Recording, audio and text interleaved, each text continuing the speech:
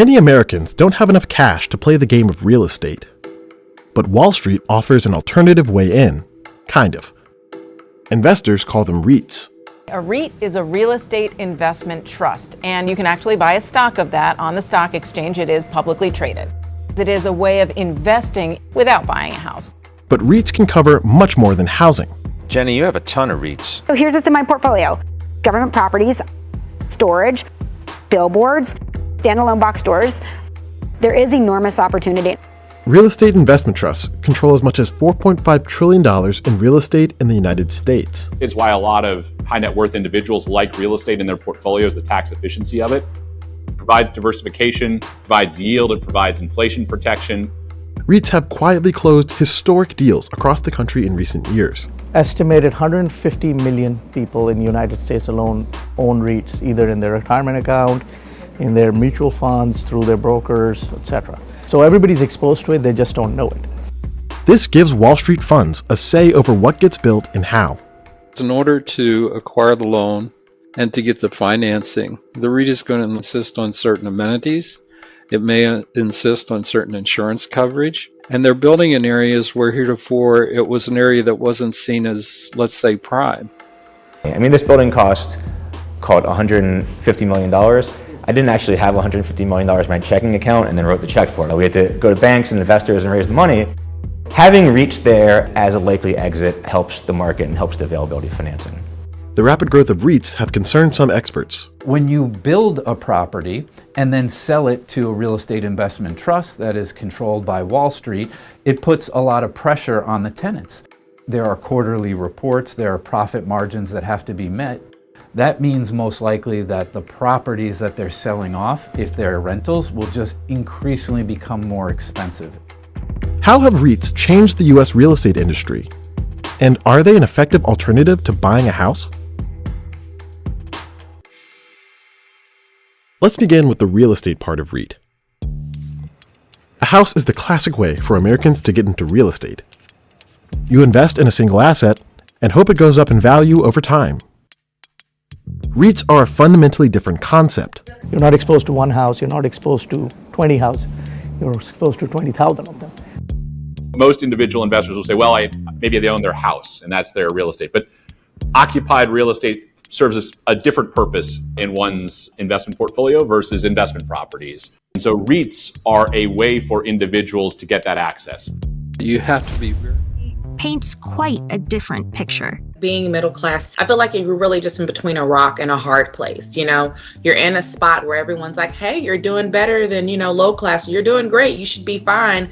And you're underneath the people who are actually doing fine. It was at least a secure category. Your kids would go to a school that you felt at least okay about. You probably own a car or two, and you'd own your own home, and you could pay for your kids' college educations. So there were certain kinds of assumptions around being a middle class person that have sort of shattered. A survey in 2018 found that a third of middle-income adults don't have $400 to cover an unexpected expense. In polls, when people are asked about being middle class, they frequently are less likely to say so, and more people now urge the pollsters to suggest that they're working class.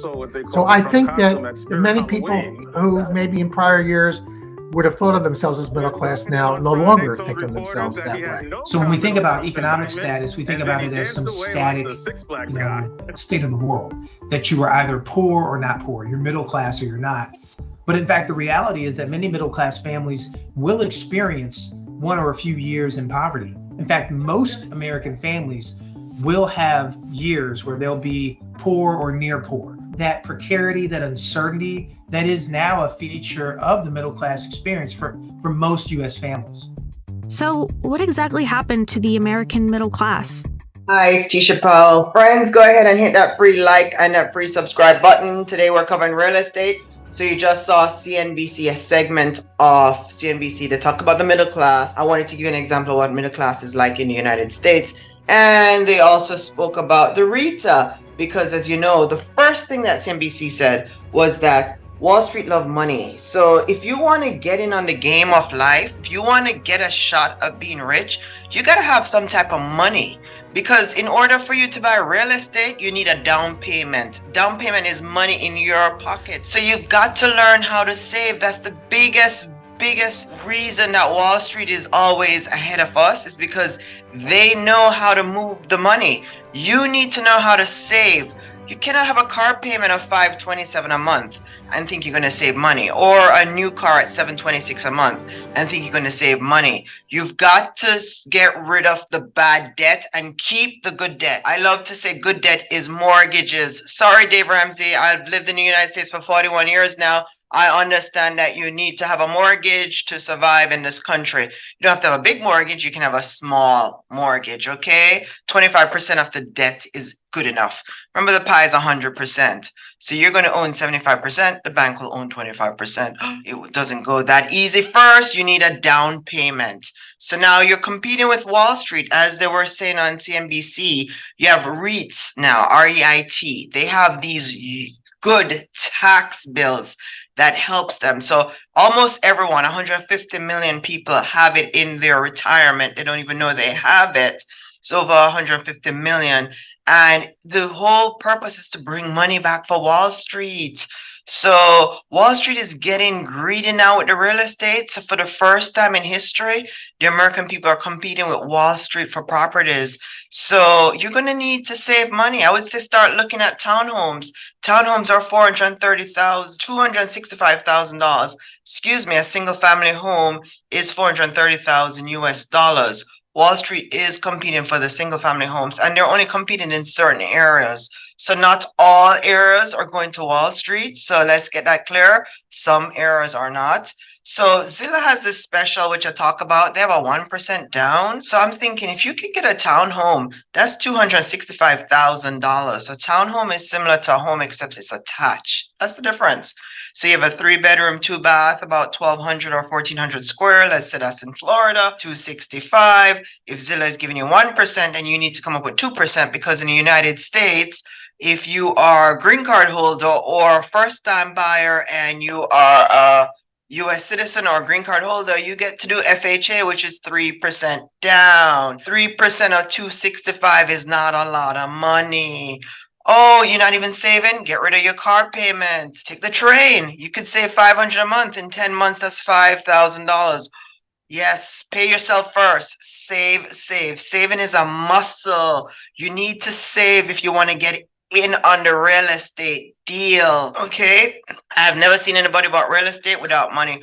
100% financing. They had good credit, and they also understood money. They came up with creative finances where they had to come up with their appraisal. So don't let it look like it's, ooh, these people are, they had assets as well. So don't watch. Some loans are asset based, okay? So in the meantime, you and I need to come up with down payments, and you need to get a loan application. You need to check your credit score as well. You need to also have a job. Lenders will not lend you money unless you have a job. You don't need to have a job for 2 years, but you need to have a job. You also need 2 years of tax returns as well. These are the things the lenders are going to need. It hasn't changed.